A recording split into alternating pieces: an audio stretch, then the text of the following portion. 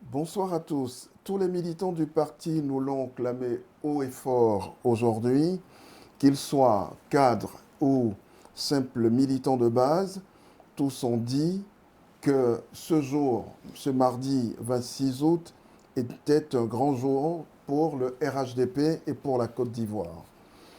Dans la première partie de cette édition spéciale, je vous présente mes invités. Monsieur Imbassou Ouattara, cadre du RHDP, notre mémoire vivante, si je peux le dire ainsi. Monsieur Brahima Doumbia, secrétaire exécutif adjoint en charge du processus électoral. Bonsoir et merci d'être venu une fois encore et surtout merci pour votre grande patience. Alors, c'était dans une ambiance détendue que le président Ouattara a déposé aujourd'hui son dossier de candidature comme tous les autres candidats à la candidature, si je peux m'exprimer ainsi. Et juste à la fin de cet exercice républicain, voici ce qu'il a déclaré à la presse. Nous vous proposons l'intégralité de l'intervention du président Ouattara.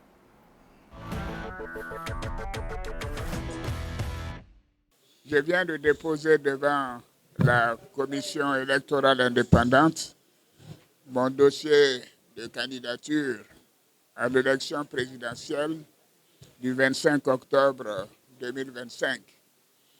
Je l'ai fait en réponse à l'appel de mon parti, le RHDP, et à l'appel de nombreux Ivoiriens et Ivoiriennes qui souhaitent que nous poursuivions ensemble le chemin de paix, de stabilité et de développement que notre pays connaît depuis plusieurs années.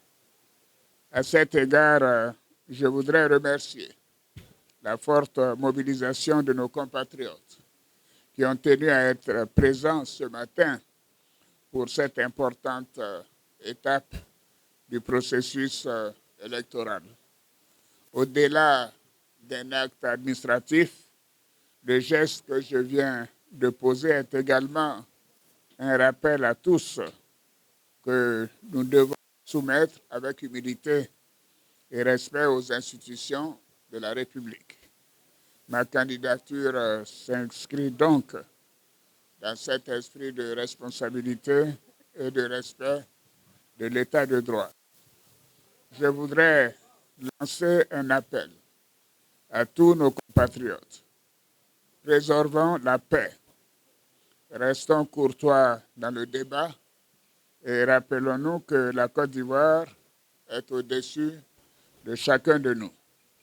Je remercie le peuple de Côte d'Ivoire pour sa confiance et je souhaite que cette élection se déroule dans la paix et la sérénité pour la consolidation de notre démocratie et l'avenir de notre beau pays. Je vous remercie.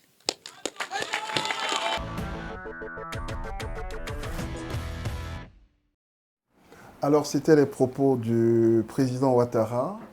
Je retiens en deux mots, au-delà d'un acte administratif, le geste que je viens de poser est également un rappel à tous que nous devons nous soumettre avec humilité et respect aux institutions de la République. Alors, M. Ouattara Imbassou, ça vous parle particulièrement?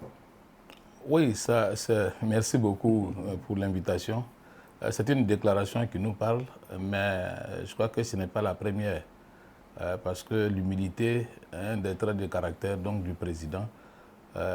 Durant tout son parcours politique, en tout cas on l'a observé dans cette posture-là, jamais un mot plus haut que l'autre, toujours attentif et d'une écoute vraiment active avec ses collaborateurs, avec le monde qui l'entoure et qu'il irradie.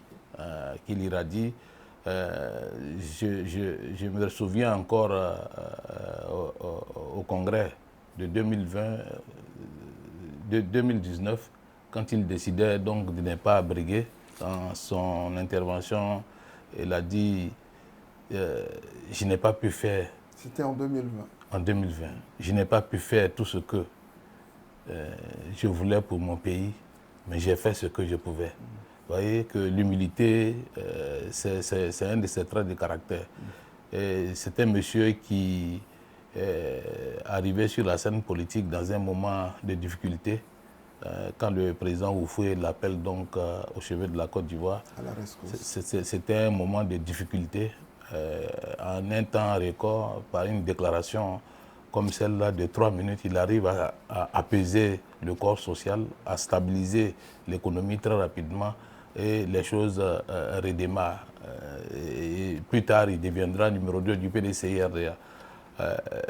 Il prépare donc de la primature. En 2010-2011, au moment où il prend les rênes du pays, le pays est encore en difficulté. Très rapidement, on était à moins 3% de taux de croissance. Moins 3% de taux de croissance en 2010-2011. Très rapidement, programme présidentiel d'urgence, plan national de développement. Et depuis lors, le pays ne fait que récolter de bons fruits au niveau de la croissance et du développement. Cette journée particulièrement chargée d'émotions aussi, parce que ce n'est pas des Ivoiriens du district d'Abidjan qui seulement étaient présents ce matin. Les Ivoiriens sont venus de partout, de la Côte d'Ivoire, de l'Europe, mais surtout de tous les âges.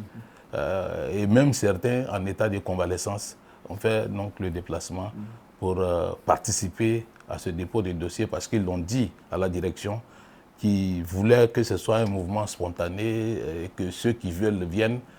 Mais l'engouement était tel que la direction a dû s'impliquer pour organiser cette... voilà.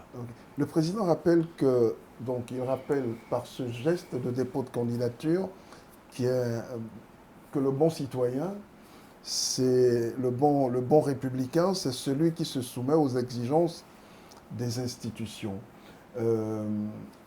C'est une bonne démarche de démocrate. Oui.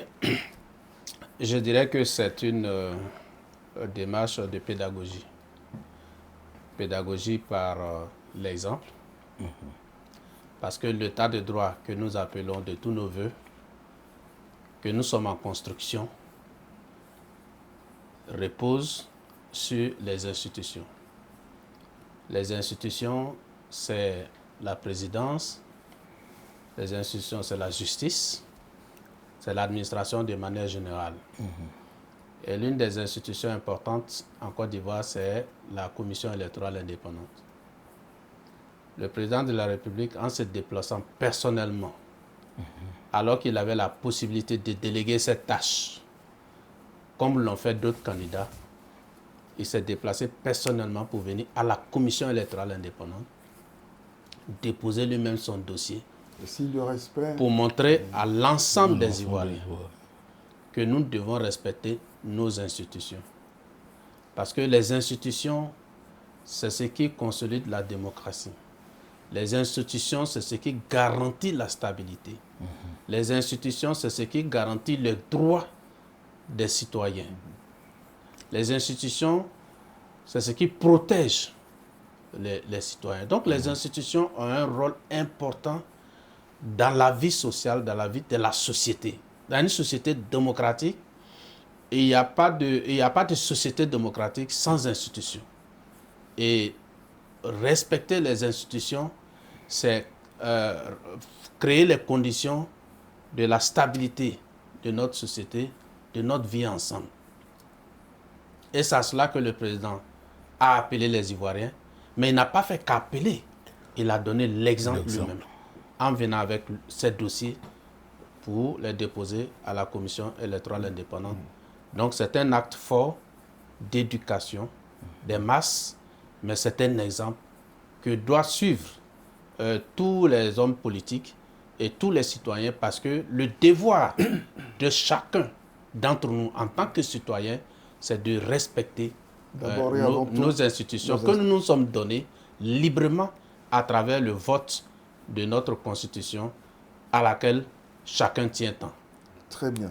Alors, par ce geste... Pour on peut rebondir dire- sur l'état Oui. des droits, sur l'état des droits, il faut savoir que lorsque le président y tient tellement qu'en 1995, quand il ne vient pas à l'élection, il dit la loi ne me permet pas d'être candidat. Malgré les efforts faits en interne dans le parti pour l'amener à changer d'avis, il est resté collé à sa première décision de respecter la loi.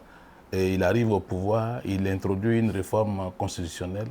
Et dans cette réforme constitutionnelle, la réforme judiciaire est particulièrement éloquente par rapport à ce qu'il pense donc de l'état des droits, puisque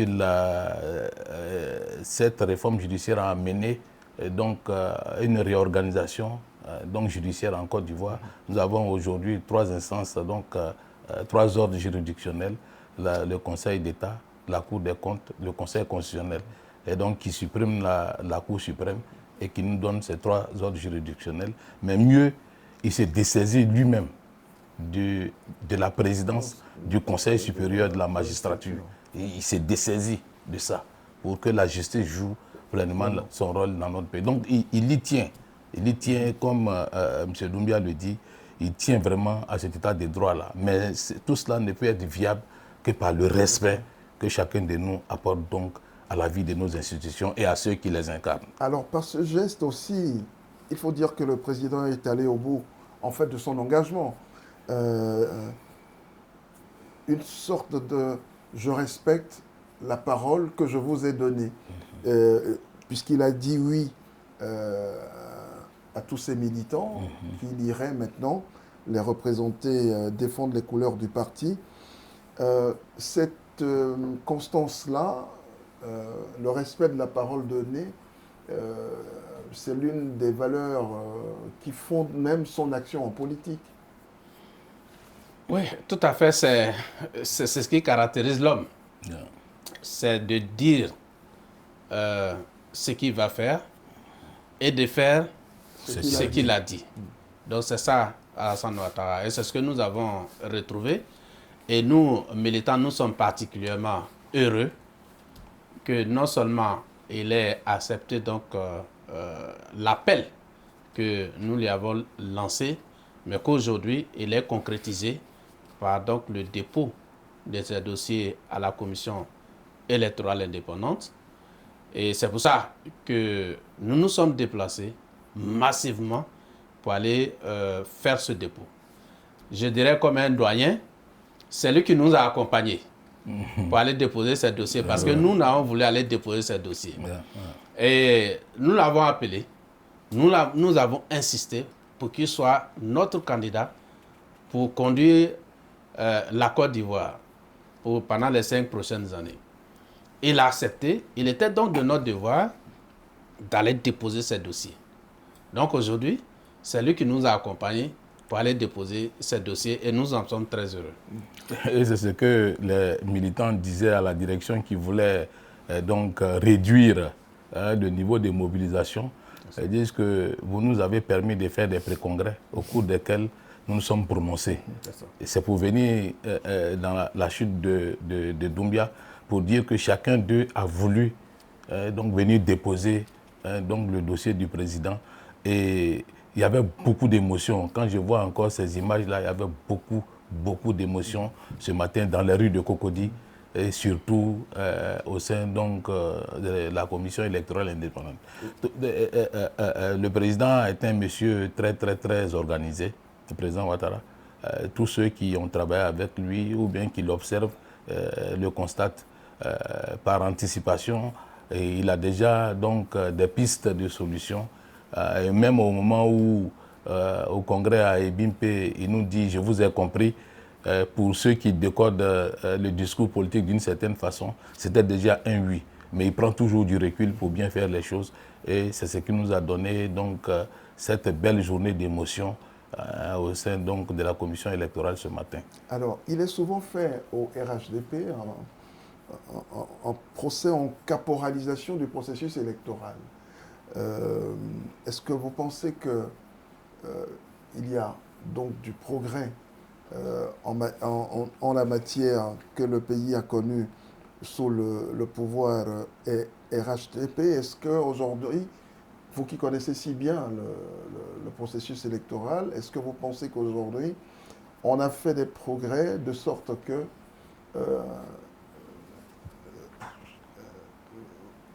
l'instrument qu'est le vote que le citoyen a pour décider de qui va le gouverner, cet instrument aujourd'hui est de plus en plus renforcé? Je voudrais dire tout d'abord que si on fait un procès en caporalisation au RHDP, c'est un faux procès. Vous savez, avant les années 2000, il n'y avait pas d'urne transparente. Il n'y avait pas de bulletin unique. Il n'y avait pas de copie des procès-verbaux de dépouillement des votes donnés aux représentants donc des candidats. Nous avons été parmi ceux qui ont lutté pour que le vote soit, pour le droit de vote à 18 ans, pour l'introduction de l'urne transparente dans le système électoral en Côte d'Ivoire, pour l'utilisation du bulletin unique de vote, pour que tous les représentants des candidats aient une copie de du PV de dépouillement, que les scrutateurs puissent assister au dépouillement et à la proclamation des résultats dans les bureaux de vote, et que les résultats soient proclamés dans les bureaux de vote et affichés devant les bureaux de vote pour qu'ils soient consultés par tout le monde. Donc, avec tous ces éléments, le processus électoral en Côte d'Ivoire s'est considérablement amélioré. À partir de quand? À partir donc de 2000. De 2000 parce que, contrairement à d'autres acteurs politiques, notre lutte n'a pas été de contrôler une commission quelconque, c'est-à-dire la commission électorale indépendante, mais notre lutte, ça a été de regarder dans le code électoral tout ce qu'il y avait à améliorer. Et ces améliorations se sont faites au fur et à mesure. Hein. On a regardé des exemples qui se sont passés dans d'autres pays. Et si vous vous souvenez, lors des élections de 2010, il y avait des enveloppes contenant des bulletins, enfin des PV dépouillement qui étaient destinés aux médiateurs, à l'ONU, au Conseil constitutionnel, à la CEI même, partant même des bureaux de vote. Et c'était des enveloppes qui étaient scellées de sorte que si vous l'ouvrez, vous ne pouvez plus la refermer. Donc tout ça, c'était des mesures que nous avons proposées, qui ont été prises en compte dans le système électoral pour le rendre le plus transparent possible. Le plus crédible possible. Voilà, et le plus crédible possible. Aujourd'hui, ce sont ces mesures qui ont cours.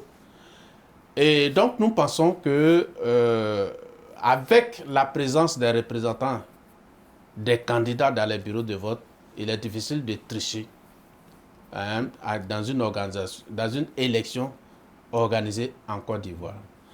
Maintenant, le problème, c'est l'acceptation des résultats. Absolument. Et c'est ce qui crée le problème en Côte d'Ivoire. Vous pouvez regarder toutes les crises qui ont lieu en 2000.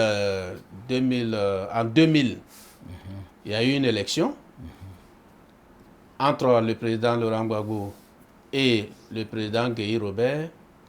Au moment de la proclamation des résultats, il y a un candidat qui a dit que lui, il a gagné, et l'autre candidat, en l'occurrence le président Laurent Gbagbo, a appelé les gens à descendre dans la rue. Et il est allé ramasser le pouvoir dans la rue. Il allait ramasser le pouvoir dans la rue. En 2010, il y a une élection, tout s'est très bien passé, la télévision a fait des reportages, les télés ont fait des reportages partout à travers le pays. Moi, j'étais dans le lieu de compilation représentant mon parti, le candidat Alassane Ouattara, à la commission électorale indépendante. Tout s'est bien passé, mais vous avez vu un cadre du FPI de l'époque arracher les PV de dépouillement pour empêcher que les résultats soient proclamés. Et par la suite, on a connu ce qu'on a connu. Son ami a essayé d'annuler donc les résultats. Et ce qui était en totale contradiction avec toutes les dispositions légales. heureusement qu'il y avait la certification qui est venue donc confirmer les résultats proclamés par la CEI. Et ces résultats n'ont pas été reconnus par le président Gbagbo. Vous l'avez suivi. Il a fallu donc la crise post-électorale pour arriver à, au président élu pour exercer effectivement ses fonctions. Donc le problème ici, ce n'est pas la loi. La contestation. Ce n'est pas la loi.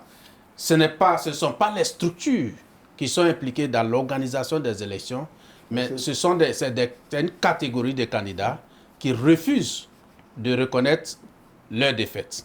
Très bien. Et ce sont les mêmes aujourd'hui qui tentent de jeter un discrédit sur la commission électorale indépendante, sur le processus électoral, en espérant rééditer ce qui s'est passé en 2000 et en 2010.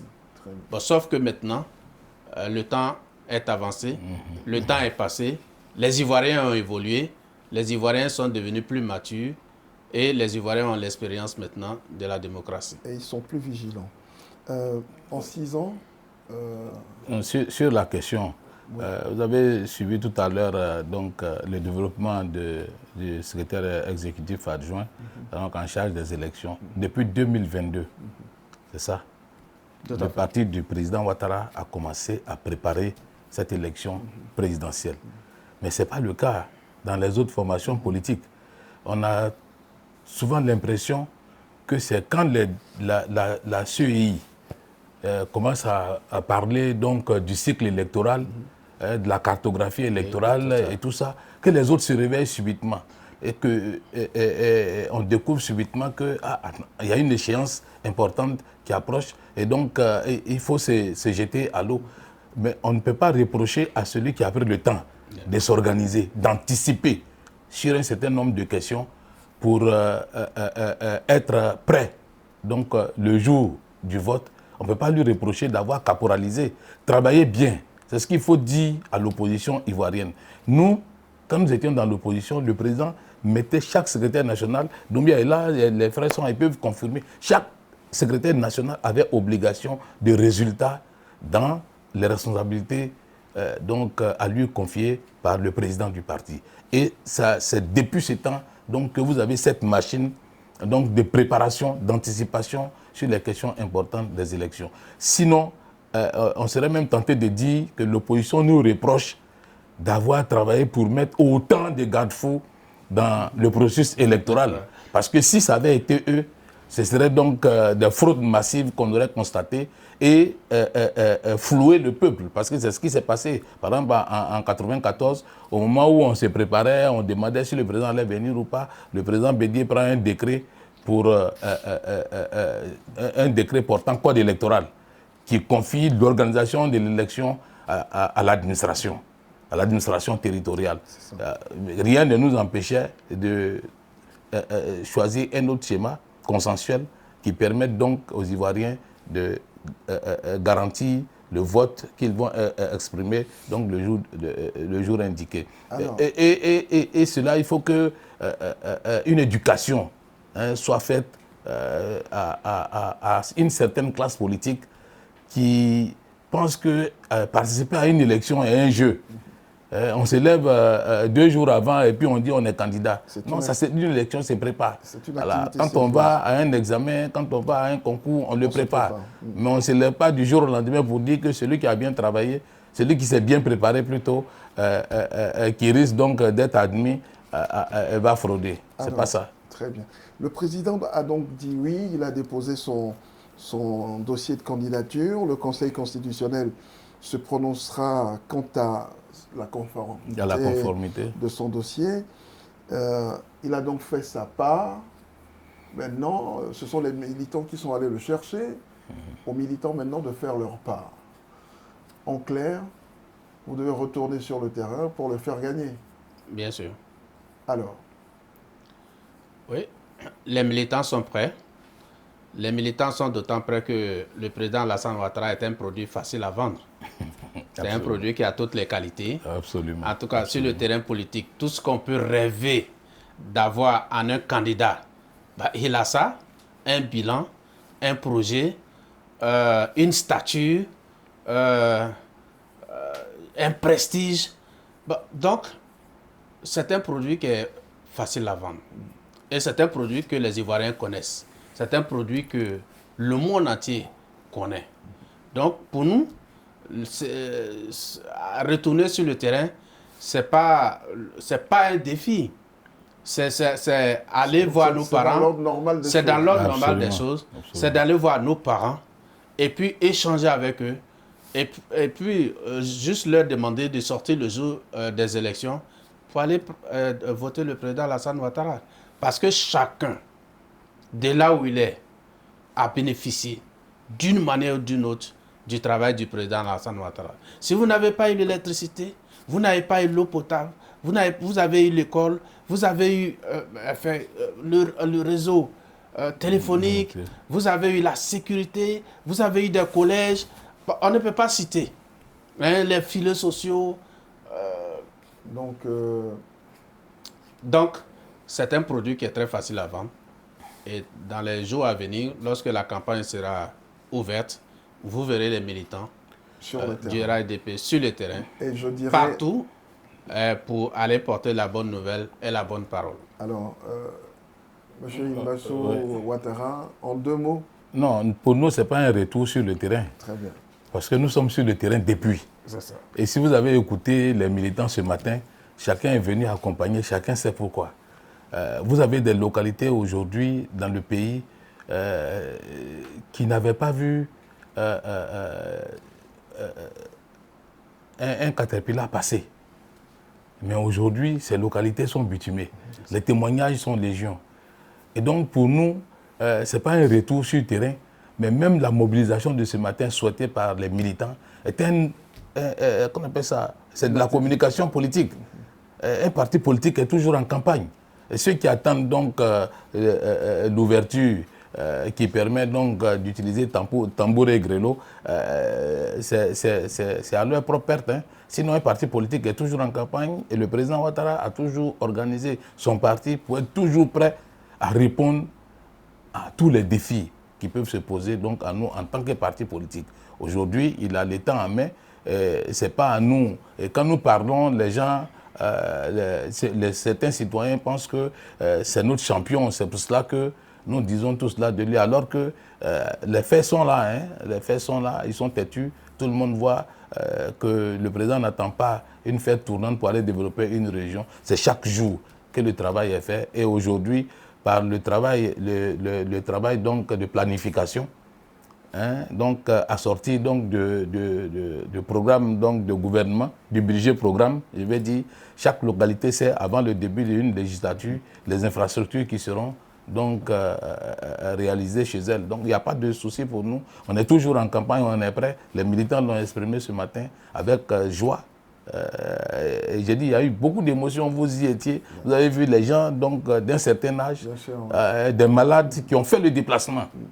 On ne les a pas obligés, ils ont fait le déplacement pour aller donc déposer le dossier du président. S'il n'était pas venu, bon, c'est son humilité qui l'a amené, son respect de l'institution, comme donc Doumbia l'a dit, mais ce dossier serait déposé et de fort belle manière. Mais nous lui disons merci encore pour cette éducation par l'exemple qu'il nous donne encore aujourd'hui. Je vous remercie. Nous allons passer à la deuxième partie de ce rendez-vous. Là, je vais recevoir l'honorable Koné Tefour et puis monsieur le maire d'Issia, Fanny Karim. Ils vont prendre tout à l'heure votre place. Mais avant, je lance un magnéto. Toute la haute direction du parti était aujourd'hui présente au siège du parti à la rue Lépic. Nous leur avons posé juste une question. Quel sens donne-t-il à cette journée, ce dépôt de dossier de candidature? Et voici ce qu'ils nous ont répondu.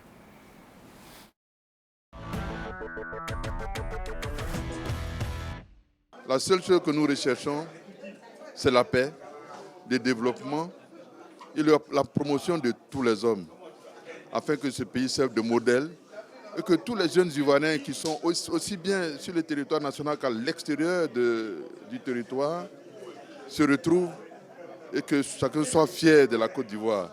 C'est ce jour que nous sommes venus célébrer aujourd'hui.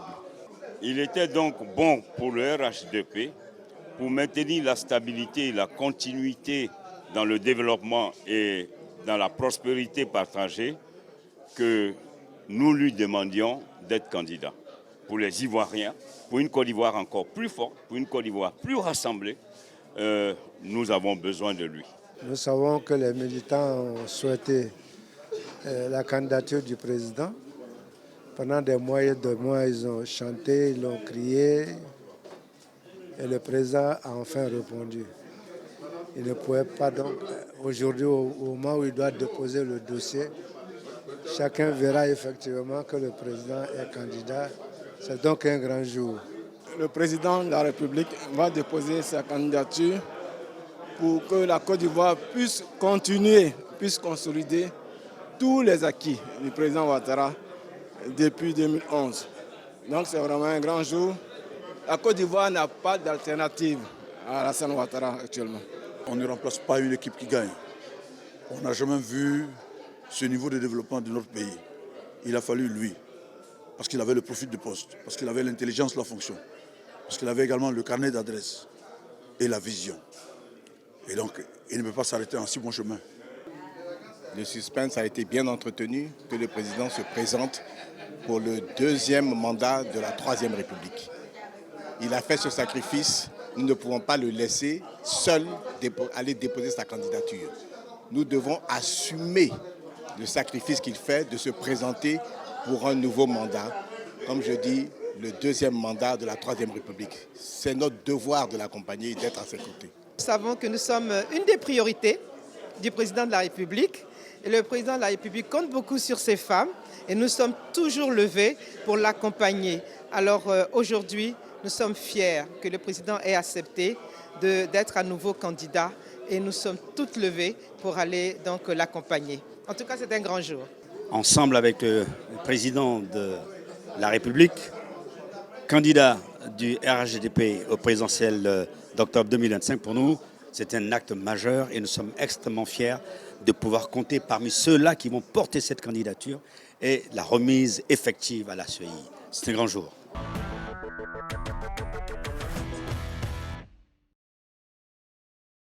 Alors, nous passons à ce deuxième plateau. Et donc, pour ce second plateau, j'ai deux nouveaux invités. Monsieur Fani Karim, maire d'Issia, secrétaire départemental adjoint RHDP Issia Commune. Bonsoir et merci d'accepter encore et encore mon invitation. Merci. L'honorable Tefour Koné, qui est conseiller municipal à la mairie d'Abobo. Merci infiniment d'avoir accepté mon invitation. Je rappelle aussi que vous êtes un cadre du RHDP. Merci. Alors, on a écouté tout à l'heure le temps que nous fassions les permutations. Vous avez écouté toutes ces personnalités qui ont pris la parole pour nous dire leurs sentiments quant à cette journée. Alors, honorable Koné Tefour, quel sens vous donnez à cette journée? Bien, je voudrais dire tout simplement que, à écouter les éléments qui sont passés tout à l'heure, le sentiment de fierté à avoir un champion national, le président Alassane Ouattara. Vous avez vu tous ces cadres, ministres, DG, tous ces élus qui se sont mobilisés une seule journée pour aller accompagner... En un seul et même lieu. En un seul et même lieu, pour aller accompagner leur champion. C'est dire tout simplement que le président Alassane Ouattara a répondu pendant les 15 années de gouvernance aux sollicitations de l'ensemble des Ivoiriens par le développement des infrastructures sociales de base, par la construction d'écoles, la construction de routes, la construction d'hôpitaux. Mais le président Alassane Ouattara a permis à l'ensemble des populations de connaître ce qu'on appelle le développement. Tout à l'heure, nous avons écouté nos prédécesseurs. Vous n'allez pas parcourir un hameau de la Côte d'Ivoire sans voir du bitume, sans voir de l'électricité, sans y voir des hôpitaux, des universités, des grandes écoles, etc. Un signe du progrès. Un signe de progrès. Et aujourd'hui, cette population s'est mobilisée pour aller dire grand merci au président de la République pour tous ses bienfaits, mais merci pour avoir répondu à leur appel du 22 juin. Vous vous souvenez que lors du meeting du congrès au stade de Bimpe, ce sont ces populations-là qui avaient demandé au président de la République, à leur champion, au président du parti, d'accepter encore une fois de faire ce sacrifice suprême, d'être candidat à l'élection présidentielle de 2025. Et donc aujourd'hui, c'est un peu la réponse à ce oui du président pour lui dire merci, mais pour lui dire qu'ils prendront part à toutes les étapes du processus électoral jusqu'à ce qu'il soit réélu nouveau président de la Côte d'Ivoire pour achever tout ce travail colossal qu'il a démarré, mais qu'il doit achever. Très bien. Monsieur le maire, oui, Henri. Alors, quel sens vous donnez à cette journée? On pourra se dire, bon, ce n'est qu'un dépôt de candidature, de dossier de candidature comme tout autre, mais à regarder, à écouter aujourd'hui les élus, les militants, les sympathisants, on a comme l'impression que c'est bien plus que tout cela. Ange, merci, merci de nous permettre de nous exprimer donc, sur cet événement important, non seulement pour le RHDP, mais pour l'ensemble de la Côte d'Ivoire, donc événement auquel nous avons pris part aujourd'hui.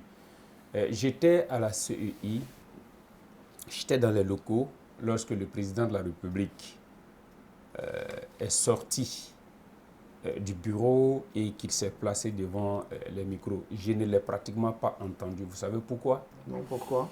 Je le regardais et puis je me disais, quand vous avez tout donné pour votre pays et que vous pensez qu'il est temps du repos et que dans les tumultes de l'incertitude, on vous demande de rester. Dire non, je ne reste pas, je m'en vais, c'est peut-être sage. Mais dire oui, je reste, c'est être responsable. Et j'ai vu ce poids-là sur le président de la République. Donc on dirait que c'est une candidature de devoir. C'est une candidature de devoir. Et non de désir. J'ai regardé, je nous ai tous vus peser sur les épaules du président de la République. Le devoir appelle le président parce que la Côte d'Ivoire est encore dans l'incertitude. Mais lui-même, il a dit que la Côte d'Ivoire est au-dessus de chacun de nous. Donc, exactement. Il donne l'exemple, en fait. Exactement. Et lorsque le président de la République a dit qu'il donc s'engageait encore à être candidat et qu'il est venu déposer son dossier en respect des institutions et en toute humilité, et il a aussi dit que c'était à l'appel non seulement de ses militants, mais également de l'ensemble des sympathisants et de tous ceux qui aiment la Côte d'Ivoire, mais il ne pouvait pas, il ne croyait pas avoir vu si clair. Parce que je vais vous dire qu'en 2020, lorsque le président de la République a réuni donc, le congrès à Yamoussoukro, et il a pris le soin de ne même pas le dire au RHDP parce que c'est ça que nous aurions dit non. Ouais. Le président a réuni le congrès à Yamoussoukro. On a même vu la réaction de certains députés et pas des moindres. Et quand vous avez vu la réaction donc, de ces cadres du RHDP dans cette salle ce jour-là, on sait que ce n'était pas simulé, ça leur est tombé dessus comme un coup de pied. Je vais faire ce témoignage parce qu'il y a des jours pour les témoignages. J'ai une connaissance, c'est une dame, elle est de Duekoué, elle n'est pas sympathisante ni du RHDP ni d'Alassane Ouattara. Elle était allée au village pour un séjour apparemment lié à des funérailles et ses activités se faisaient donc dans une localité où il n'y avait pas de connexion Internet, il n'y avait même pas de réseau d'appel. Et quand elle est sortie 72 heures de là-bas, quand elle est arrivée en ville à Duekoué, elle est rentrée sur Facebook et elle est tombée sur l'information où le président Alassane Ouattara avait déclaré qu'il n'allait pas donc briguer un autre mandat après, il ne partirait pas donc aux élections de 2020. Elle m'a appelé au téléphone Fanny, ça va? J'ai dit oui, ça va. Elle dit, mais attends, j'étais au village, je viens de sortir, je tombe sur une information, et semble-t-il que le président Alassane Ouattara a dit aux députés ou aux sénateurs qu'il ne sera pas candidat. J'ai dit oui, effectivement, ça s'est passé hier, et nous-mêmes qui sommes de son parti, nous étions vraiment surpris. Et donc, c'est sa décision. Pendant que je disais ça, je ne l'entendais plus. Et donc, je me suis dit peut-être que la conversation était coupée. Et c'est moi qui dis allô. Et elle dit oui, je suis là. J'ai dit mais je ne t'entends plus. Elle me dit, mais il s'en va. Il nous laisse entre les mains de qui? La dame dont je vous parle n'est pas RHDP. Jusqu'à aujourd'hui, elle n'est pas RHDP. Je peux dire à la limite, elle n'apprécie pas Alassane Ouattara, mais elle m'a posé la question. Mais il s'en va. Il nous laisse entre les mains de qui? Et cette phrase, c'est à ça que le président faisait référence aujourd'hui. Ils sont nombreux qui n'aiment pas Alassane Ouattara, qui ne sont pas RHDP, mais qui savent que Alassane Ouattara crée les conditions de leur tranquillité pour qu'ils continuent à convertir leur énergie à le détester. C'est ce président que nous voulons. Un président qui nous maintient dans la tranquillité et que chacun puisse vaquer à ses occupations et que chacun puisse nourrir ses ambitions politiques, même quand on n'est pas RHDP. Et c'est le sens que vous donnez à... C'est le sens que je donne donc à ça. C'est l'espoir qui renaît encore et les Ivoiriens sont sûrs et certains que la tranquillité qui a commencé en 2011 va pour le moins se poursuivre jusqu'à 2030 avec le président Alassane Ouattara. Très bien. Alors, pardon, tout au long de sa courte intervention, le président a dit ceci: préservons la paix, restons courtois dans le débat et rappelons-nous que la Côte d'Ivoire est au-dessus de chacun de nous. Alors, le président veut bien qu'il y ait du débat, mais ce qu'en face, il est évident qu'il soit bien entendu. On en a parlé un peu aujourd'hui. Tout à fait. Alors, il appelle à un débat civilisé.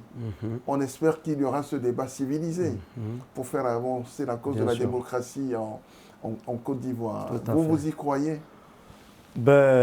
Avec le président Alassane Ouattara, nous croyons à tout ce qu'il dit. Le fait de demander à la classe politique ou aux Ivoiriens de participer au débat civilisé, c'est en regardant dans le rétroviseur qu'est-ce qu'était la Côte d'Ivoire d'hier. Qu'est-ce qui avait plongé la Côte d'Ivoire dans la crise? Ça a commencé par les débats. Et puis ça s'est terminé par la guerre. Aujourd'hui, quand on regarde les stigmates de la crise de 2011 qui ont été effacés, mais à la place de ces stigmates, c'est des infrastructures sociales de base.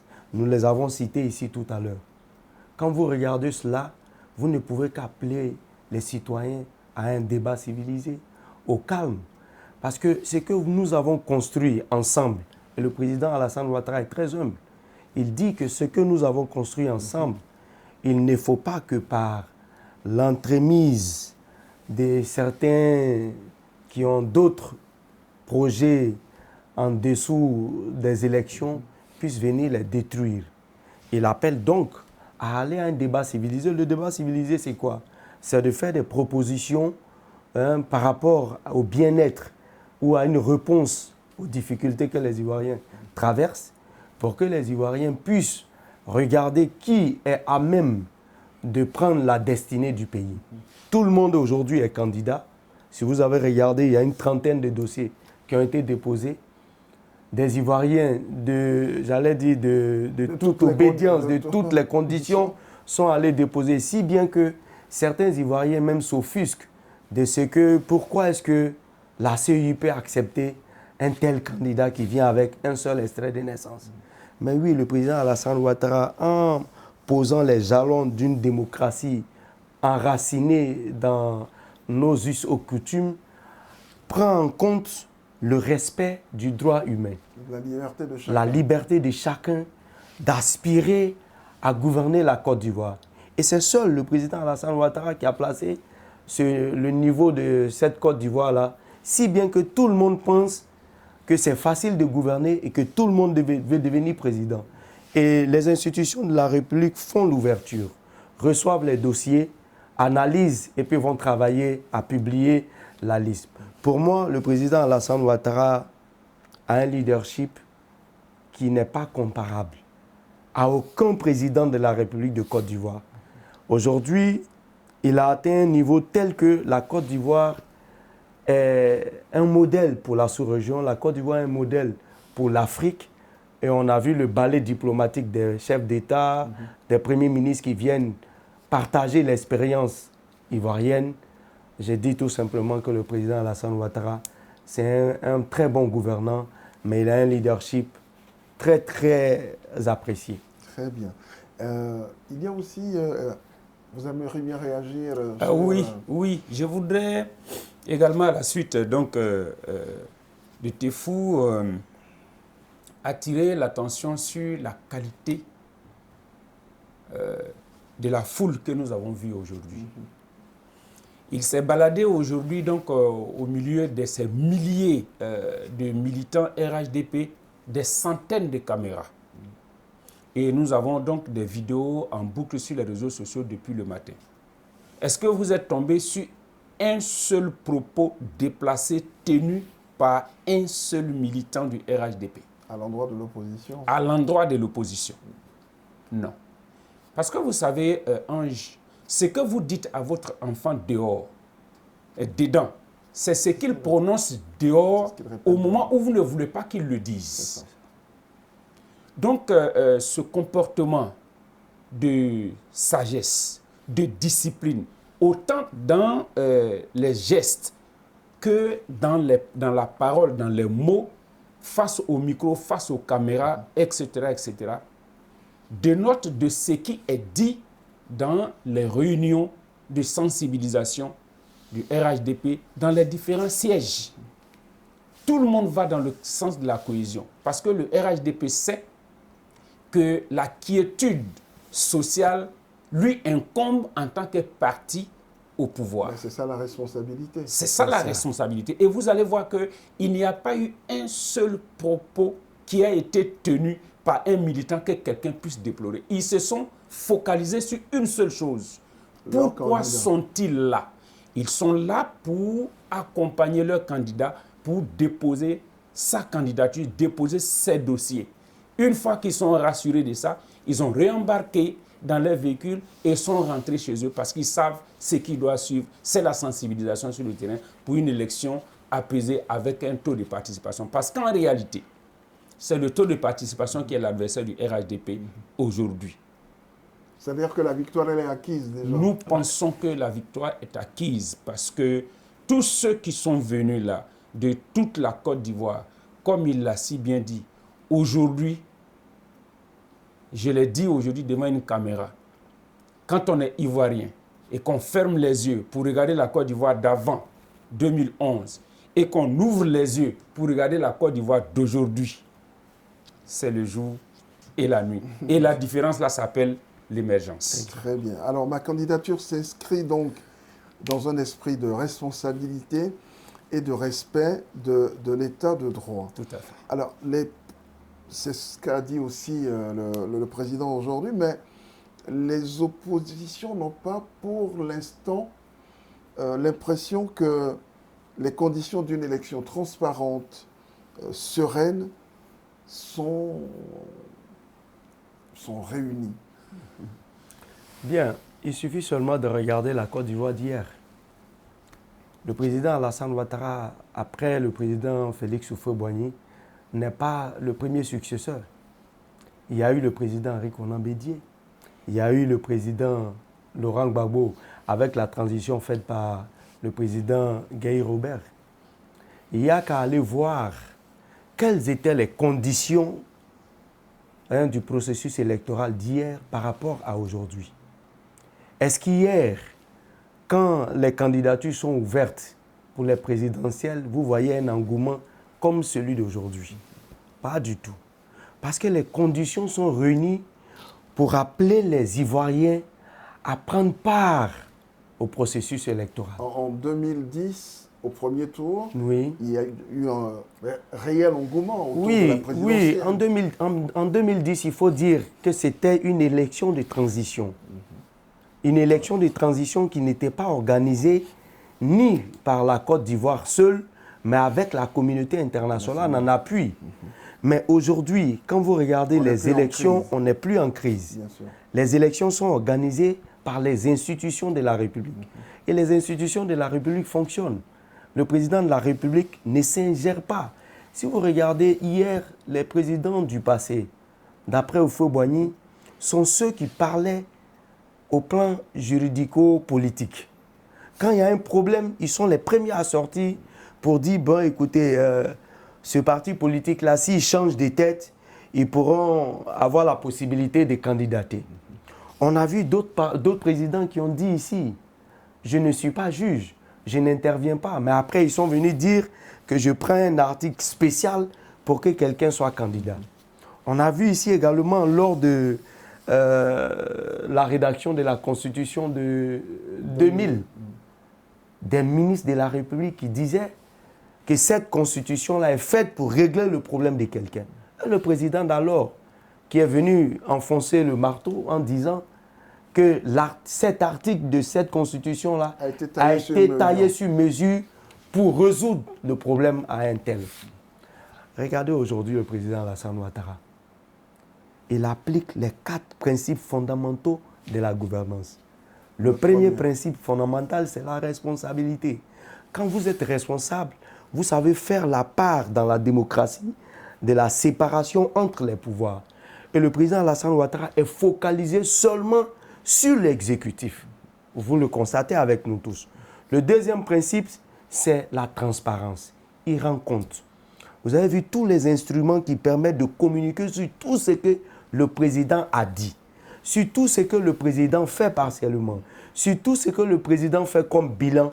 Tout est documenté à travers les réseaux sociaux, à travers, comment on appelle ça, les sites web de l'État, etc. Partout où vous voulez quelque chose, vous partez, vous consultez. Ça, c'est la transparence. Le troisième, c'est l'état de droit. Le président s'est levé aujourd'hui. Il dit, je suis candidat, je réponds à l'appel de mon parti. Lui-même se déplace, alors que d'autres présidents tellement envoient des représentants. Du poids de son âge, 83 ans, regardant sa santé qui est vraiment très, très améliorée comme un jeune, le président s'est levé lui-même. Il s'est soumis à la loi. Il est venu lui-même déposer, dossier par dossier, sa candidature. Et quand il est sorti par reconnaissance à tous ses militants, il a fait le tour à pied pour dire aux Ivoiriens qu'on parle de ma santé. Mais quelqu'un qui est en bonne santé, on n'attrape pas sa main pour marcher. C'est la réponse à certains Ivoiriens qui pensent que le président Alassane Ouattara n'a pas une bonne santé, que chaque fois qu'il va en France, c'est pour aller se soigner, il leur démontre qu'il a une santé parfaite. Le dernier principe fondamental, c'est la participation citoyenne. Vous voyez, partout, les Ivoiriens se sont mobilisés parce que les Ivoiriens ont demandé les infrastructures sociales de base. C'est le minimum que les populations demandent. Lui, les maires, il sait de quoi je parle. Bien sûr. Écoles, hôpitaux, universités, routes. Quand vous avez ça, le développement vient à vous. Allez-y voir partout où il y a eu route, il y a le développement du commerce sur tous les tronçons. Il y a le développement du transport sur tous les tronçons. Et puis, les collèges de proximité qui permettent aux populations de scolariser, donc d'éduquer leurs enfants pour que demain ils puissent devenir des citoyens utiles à la nation. Et c'est cette reconnaissance-là que les populations sont venues témoigner au président. Et je pense que le 25, comme monsieur le maire le disait, c'est le taux de participation. Et le taux de participation, nous croyons fondamentalement que le taux de participation peut avoisiner le taux de participation, sinon dépasser, accéder le taux de participation de 2010. Mais le taux de participation, ça ne dépend pas que de vous. Non, ça ne dépend même pas des Ivoiriens. Ça dépend de la réponse que le président de la République a donnée à leurs problèmes. Il a dit tout à l'heure qu'il y a eu le témoignage d'une femme qui n'est ni RHDP, ni, j'allais dire, sympathisante du président Alassane. Mais elle reconnaît que si le lièvre a des grandes oreilles, il faut lui reconnaître que le livre court vite. Le président Alassane Ouattara, il court très très vite. Parce que quand vous fermez les yeux et que vous ouvrez les yeux, il y a une infrastructure sociale de base que vous trouvez sur votre route. Alors, il a également dit, peut-être qu'on va terminer là-dessus, je souhaite que cette élection se déroule dans la paix et la sérénité. Vous êtes sur le terrain, en contact des populations à l'intérieur du pays. Est-ce qu'elles ressentent cette sérénité-là? Parce que à chaque fois le président intervient, à chaque fois les cadres du parti interviennent, ils disent, et le président et les cadres du parti disent, bon, ces élections vont se passer dans la paix, dans la sérénité. Est-ce que c'est la même sérénité, cette même sérénité, pour l'instant, quand on entend ce qu'on entend, est-ce que les populations d'ici sont sereines dans la perspective de cette échéance? Vous voyez, c'est celui qui doit pouvoir rassurer les Ivoiriens de ce que ces élections vont se passer tranquillement et que leur sécurité sera garantie et que leurs biens seront garantis et que leur droit d'aller et de venir sera garanti. C'est le président de la République. Et quand le président le dit, cela rentre en totale contradiction avec ceux qui essayent au quotidien de faire peur aux Ivoiriens. Vous allez voir qu'un chef d'un parti politique de l'opposition, lors d'une de ses rencontres avec ses militants, a dit « Ils veulent qu'on se batte, nous allons nous battre ». Les Ivoiriens ont repris ça. Ils en ont fait des... Comment on appelle ça? Un buzz. Oui, mais il y a une façon de simuler la chose sur les réseaux sociaux. Les gens ont fait des mises en scène où on donne bagages dès qu'il annonce aux enfants, dès que c'est annoncé, les gens commencent à faire de la débandade. Lorsque le président de la République a dit « Je vous rassure que tout se passera bien », mais ils ont repris encore et quand ils font, les gens... C'est pour dire que... Voilà, ils ont théâtralisé. Donc les Ivoiriens ont confiance au président de la République. Mais les Ivoiriens n'ont aucune raison d'avoir peur. Cela va faire aujourd'hui 15 ans que les Ivoiriens sont dans la paix, qu'ils ne s'est pas trouvé une seule journée où le transporteur s'est levé et il ne peut pas démarrer sa voiture pour faire le transport. Il ne s'est pas trouvé une seule journée où le commerçant a été empêché d'aller au marché. Il ne s'est pas passé une seule journée où le fonctionnaire n'a pas pu aller au bureau. Il ne s'est pas passé une seule journée où le paysan n'a pas pu aller à sa plantation. Et c'est tout ce qui compte. Je veux rebondir là-dessus. Tout à fait. Vous avez vu même l'opposition. Ouais. L'opposition a demandé à organiser sa marche. L'opposition a rencontré les autorités compétentes. L'itinéraire a été tracé avec elle. Mais ça, c'est la Constitution. Oui, c'est la Constitution. Mais justement, c'est la Constitution qui garantit également... Normal. Oui, mais c'est cette même Constitution qui garantit également la sérénité. Puisque tout est constitutionnel. Le président Alassane Ouattara travaille sur la base de la Constitution. Et l'exemple palpant, c'est l'opposition elle-même qui a tenu des propos guerriers, mais qui a allé faire sa marche, qui a insulté. Mais cette marche-là a été encadrée par les forces de l'ordre. Est-ce qu'il y a eu, des dérapages? Et c'est ça l'état de droit. Et c'est ça l'état des droits. Et si vous regardez comment les choses se sont passées, c'est de la même manière que les élections là vont se passer, de façon tranquille, de façon apaisée. Alors, aujourd'hui, les militants, nombreux ils étaient, ils nous ont dit aussi leur fierté d'être non seulement membres du RHDP, mais leur fierté de voir le président réussir sa mission à la tête du pays. Ce sera le dernier élément que nous allons écouter. Et je vous le fais écouter. On va réagir rapidement pour conclure cette émission. Okay.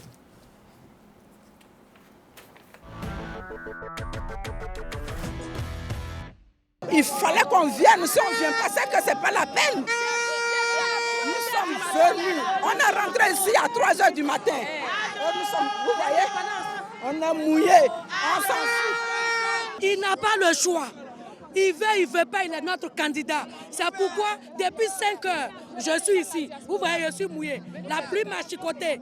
Mais le candidat de Dieu, il pleut toujours. Ça réussit toujours. Nous sommes quittés hier aux environs de 0 h à Gagnoua. Nous sommes arrivés ici aux environs de 5 heures du matin. Il était important pour nous d'être ici parce que nous devons démontrer au monde entier que Ado reste le seul fétiche, il reste le seul candidat du RHDP. On n'a pas dormi à Yama. Depuis 6 heures, nous sommes là. Et nous sommes venus pour soutenir notre mentor dans la continuité. Parce que ce qu'on voit à Yama aujourd'hui, on n'a pas besoin de le dire. Allez-y à Yama pour découvrir à Yama. Nous, ce n'est pas un discours. Nous, on est venus fêter déjà la victoire. Je suis venu de Boaké spécialement pour le dépôt de la candidature de mon Prado.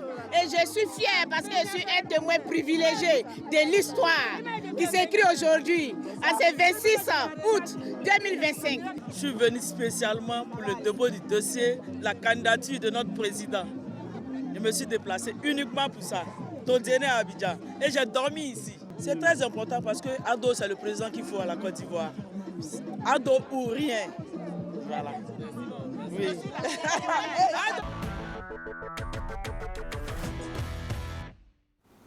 Alors, vous les avez écoutés, ils sont très enthousiastes, ces militants. Alassane Ouattara peut être fier d'avoir ces militants-là.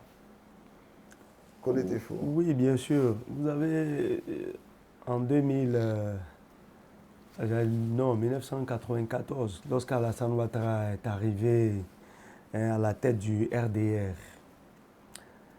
cette fierté que les militants avaient à l'époque d'avoir un technocrate qui était adulé par le monde entier, on en parlait.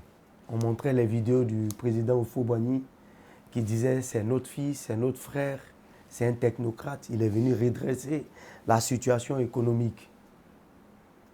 Et Alassane Ouattara a réussi sa mission.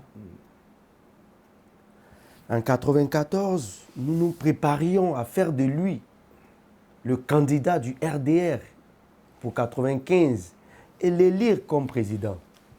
Nous avons vu un peu toutes les tractations qui ont eu lieu. Ceux qui sont en train de le vilipender aujourd'hui nous ont parlé de lui. Ils nous ont dit, allez-y à l'extérieur pour savoir qui est Alassane Ouattara. Donc, Monsieur Alassane Ouattara a été bonifié au fil des années. 2010, il prend les rênes du pouvoir après les élections en 2011 sur la base d'un programme. Il dit, sur chaque 5 km, je fais une école. Il dit, je vais électrifier tous les villages de Côte d'Ivoire. C'est ce qui fonde la fierté. Il dit, je ferai en sorte que le déplacement soit facile. Je prends un seul exemple. Prenez Abobo, ma commune. Avant, il y a des quartiers comme BC. Quand les femmes sont en travail, il y a des quartiers où on les met dans les pousse-pousse, les brouettes pour les faire sortir. Et là, on est à Abidjan. On est à Abidjan. Allez-y voir Abobo BC. Là où se trouve le palais de justice, le tribunal de première instance d'Abobo. Aujourd'hui, c'est bitumé.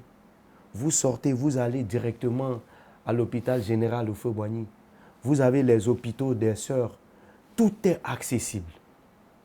Aujourd'hui, nous pouvons dire avec fierté, sur la base d'éléments palpables, et c'est ce que les femmes ont dit, c'est une fierté de voir Alassane Ouattara aujourd'hui candidater.